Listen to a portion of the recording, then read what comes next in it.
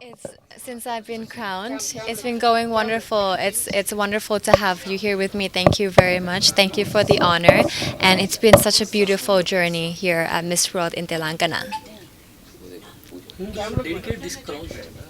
This crown, it's dedicated to all of my people back in Thailand, and it's dedicated to all the breast cancer patients and survivors and medical personnel I've been working with in my country and also from around the world, which I hope that I will be able to send help to across all of them.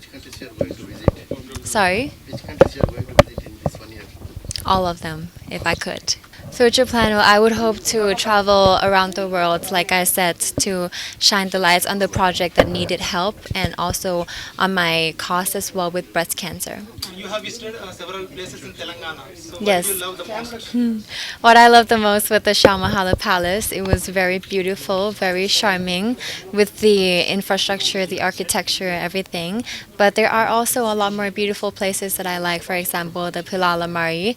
It's a nature of life, and it reminds me how it is very important for us to take care of our nature. And in hospitality, but how is the hospitality in Telangana? It's amazing. It feels just like home. There's always a smile on your people's face, and everyone is giving such a good care of us. We had a great time here, and the hospitality have made our experience so much more better than like it could ever be. Last question.